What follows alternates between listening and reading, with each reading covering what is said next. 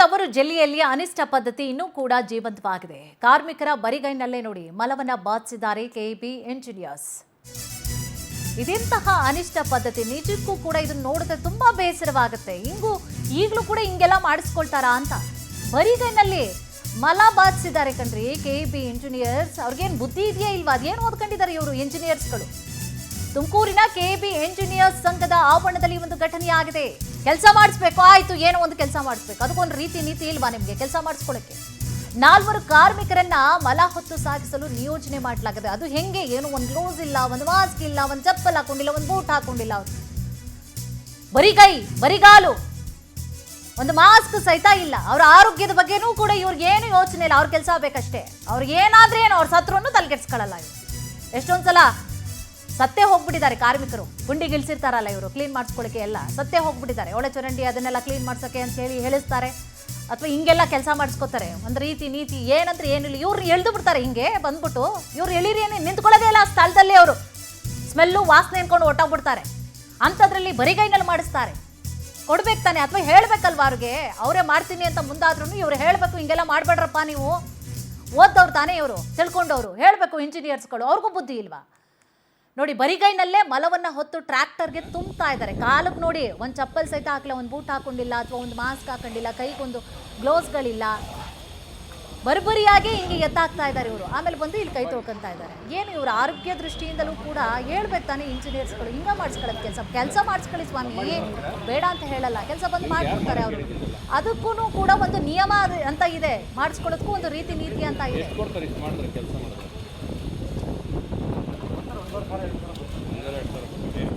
ಇದೇ ವಿಚಾರ ಸಂಬಂಧವಾಗಿ ಹೆಚ್ಚಿನ ಮಾಹಿತಿಯನ್ನ ಕೂಡ ನೀಡ್ತಾ ಹೋಗ್ತಾರೆ ನಮ್ಮ ಪ್ರತಿನಿಧಿ ಹೇಮಂತ್. ಹೇಮಂತ್, ನೋಡ್ತಾ ಇದ್ವಿ, ತುಂಬಾ ಬೇಸರ ಆಗ್ತಾ ಇದೆ. ಇನ್ನೂ ಕೂಡ ಈ ರೀತಿಯಾದಂತಹ ಅನಿಷ್ಟ ಪದ್ಧತಿಗಳು ಇದೆಯಾ ನಮ್ಮ ಸಮಾಜದಲ್ಲಿ? ಇಂಜಿನಿಯರ್ಸ್ಗಳಿಗೆ ಏನ್ ಮಾಡ್ತಾ ಇದ್ರು?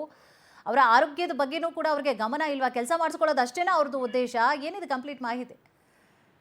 ಖಂಡಿತ ಕುಸುಮ, ಏನ್ ತುಮಕೂರು ಜಿಲ್ಲೆಯಲ್ಲಿ ಮಲವರುವ ಅನಿಷ್ಟ ಪದ್ಧತಿ ಇನ್ನೂ ಕೂಡ ಜೀವಂತವಾಗಿದೆ ಅಂತಂದ್ರೆ ನಿಜಕ್ಕೂ ಕೂಡ ನಂಬಲಿಕ್ಕೆ ಅಸಾಧ್ಯ ಅಂತಾನೆ ಹೇಳ್ಬೋದು. ಯಾಕಂತಂದ್ರೆ ಸರ್ಕಾರಗಳು ಹಲವು ಯೋಜನೆಗಳನ್ನ ತಂದು, ಸೆಪ್ಟಿಕ್ ಟ್ಯಾಂಕ್ ಗಳನ್ನ ಕ್ಲೀನ್ ಮಾಡ್ಲಿಕ್ಕೆ ಮಿಷಿನ್ ಗಳನ್ನ ತಂದು ಈ ಒಂದು ಪದ್ಧತಿಯನ್ನ ಸಂಪೂರ್ಣವಾಗಿ ನಿರ್ಮೂಲನೆ ಮಾಡ್ಬೇಕು ಅಂತ ಹೇಳಿ ಬಹಳಷ್ಟು ಶ್ರಮವನ್ನ ವಹಿಸಿದ್ರೆ, ಇತ್ತ ಇಂಜಿನಿಯರ್ಗಳೇ ಈ ರೀತಿಯ ಪದ್ಧತಿಗೆ ಮತ್ತೆ ಹೋಗಿರುವಂತದ್ದು ನೋಡಿದ್ರೆ ಎಲ್ಲೋ ಒಂದ್ ಕಡೆ ಇಂಜಿನಿಯರ್ಗಳ ನಿರ್ಲಕ್ಷ್ಯ ಯಾವ ರೀತಿ ಇದೆ ಅನ್ನುವಂಥದ್ದು ಇಲ್ಲಿ ಎದ್ದು ಕಾಣ್ತಾ ಇರುವಂತದ್ದು.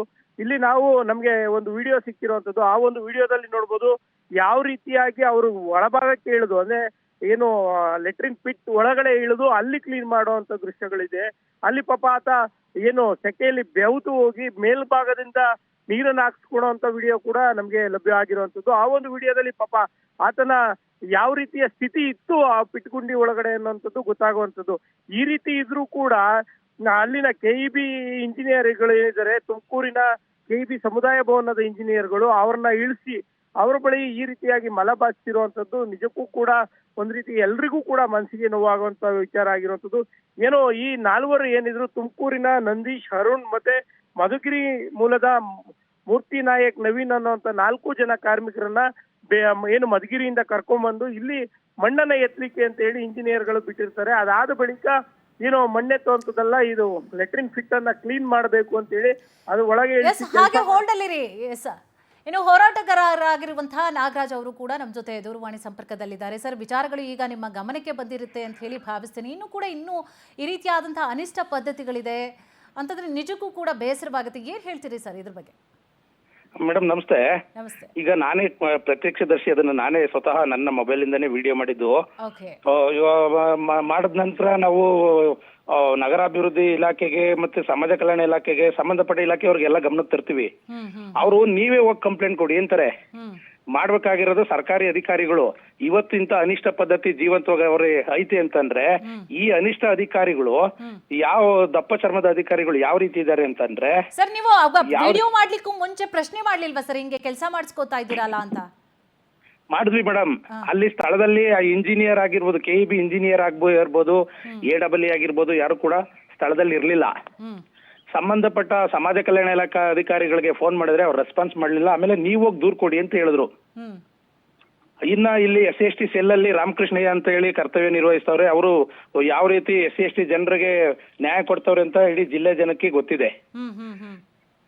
ಗೌರವಾನ್ವಿತ DCM ಕ್ಷೇತ್ರದಲ್ಲಿ ಇಂತಹ ಪ್ರಕರಣಗಳು ಬೆಳಕಿಗೆ ಬರ್ತಾ ಐತೆ ಅಂತಂದ್ರೆ ಇನ್ನ ಬೇರೆ ತಾಲೂಕುಗಳಲ್ಲಿ ಗ್ರಾಮೀಣ ಭಾಗಗಳಲ್ಲಿ ಎಷ್ಟೆಲ್ಲ ಐತೆ ಅನ್ನೋದನ್ನ ನಾವೆಲ್ಲರೂ ಗಮನಿಸಬೇಕಾಗಿದೆ ಈಗ ಮೇಡಮ್. ಇಂಜಿನಿಯರ್ಸ್ ಗಮನಕ್ಕೆ ತಂದ್ರೆ ಸರ್ ಹೋಗ್ಲಿ, ಈಗ ಸ್ಪಾಟ್ ಅಲ್ಲಿ ಇಲ್ಲ ಅಂತ ಹೇಳಿದ್ರಿ, ಆ ನಂತರವಾಗ ಅದು ಹೌದು. ಗಮನ ಹೌದು, ಖಂಡಿತ ಹೌದು ಮೇಡಮ್. ಇವ್ರನ್ನ ನಾವು ಕರ್ಸ್ಕೊಂಡಿದ್ಯಾರು ಇಲ್ಲಿ ಕೆಲಸ ಮಾಡ್ಲಿಕ್ಕೆ? ಕರ್ಸ್ಕೊಂಡಿದ್ಯಾರು? ಮೇಡಮ್ KEB ಇಂಜಿನಿಯರ್ಸ್ ಅದು ಅವರೊಂದು ಅಸೋಸಿಯೇಷನ್ ಮಾಡ್ಕೊಂಡಿದ್ದಾರೆ ಮೇಡಮ್. ಆ ಸಂಘದಿಂದ ಒಂದು KEB ಚೌಟ್ರಿ ಅಂತಾನೆ ಮಾಡ್ಕೊಂಡು ಅದನ್ನ ಎಲ್ಲ ಶುಭ ಸಮಾರಂಭಗಳಿಗೆ ಬಾಡಿಗೆ ಕೊಡ್ತಾವ್ರೆ, ಕಮರ್ಷಿಯಲ್ ಆಗಿ ಬಳಸ್ಕೊಳ್ತಾವ್ರೆ. ಅದರಲ್ಲಿ 2 ಪಿಟ್ಗುಂಡಿ ತುಂಬಿರುತ್ತೆ. ಅವು 2 ಪಿಟ್ಗುಂಡಿ ತುಂಬಿರೋದಾಗ ಈ ದಲಿತರು ಯುವಕರನ್ನ 3 ಜನನ ಮತ್ತೆ ಒಬ್ಬ ಚಾಲಕ ಆತ ಕೂಡ ST, ಇವ್ರು 3 ಜನ SC ಇವರನ್ನ ಬಳಸ್ಕೊಂಡಿರೋಂಥದ್ದು. ಅಲ್ಲಿ ಇಂಜಿನಿಯರ್ ಇದಕ್ಕೆ ಪ್ರಮುಖ ಕಾರಣ ಆಗಿರ್ತಾರೆ ಮೇಡಮ್. ಇಂಜಿನಿಯರ್ ಮತ್ತೆ AEE ಓಕೆ, ಅವ್ರ ಗಮನಕ್ಕೂ ಬಂದಿದೆ, ಈಗ ಗಮನಕ್ಕೆ ಬಂದಿದೆ ಮೇಡಮ್. ಹಾ. ಆದ್ರೆ ಅವರು ಯಾವುದೇ ರೀತಿ ಇಲ್ಲಿ ನೆಪ ಮಾತ್ರಕ್ಕೆ ಈಗ FIR ಮಾಡ್ಕೊಂಡಿದ್ದಾರೆ. Okay sir. ಅದರಲ್ಲಿ ಪರಿಶಿಷ್ಟ ಜಾತಿ ಪರಿಶಿಷ್ಟ ಕಾಯ್ದೆ ದೌರ್ಜನ್ಯ ಕಾಯ್ದೆ ಅಡಿ ಪ್ರಕರಣ ದಾಖಲಾಗಿಲ್ಲ. Okay okay. ಇದಕ್ಕೆ ಸಂಬಂಧಪಟ್ಟಂಗೆ ಈಗ ನಾವು ಸರ್ಕಾರದ ಪರ್ಮಿಷನ್ ಪೂರ್ವಾನುಮತಿ ಪಡೆದು ಹೋರಾಟ ಮಾಡೋದಕ್ಕೆ ಅಂತ ಹೇಳಿ ಮುಂದಿನ ದಿನಗಳಲ್ಲಿ ಎಲ್ಲ ಪ್ರಗತಿಪರ ಚಿಂತಕರು, ಬುದ್ಧಿಜೀವಿಗಳು, ದಲಿತ ಪರ ಕನ್ನಡ ಪರ ಸಂಘಟನೆಗಳು ಎಸ್ ಎಸ್ ಈಗ ಒಂದು ಸಭೆ ಖಂಡಿತವಾಗಿಯೂ ಕರೀತಿದ್ದೀವಿ. ಪವರ್ ಟಿವಿ ಕೂಡ ನಿಮ್ಮ ಜೊತೆಯಲ್ಲಿ ಸಾಥ್ ಕೊಡುತ್ತೆ ಸರ್. ಒಳ್ಳೆ ಕೆಲಸ ಮಾಡ್ತಾ ಇದ್ದೀರಿ. ಧನ್ಯವಾದಗಳು ಮಾತನಾಡಿದ್ದಕ್ಕಾಗಿ.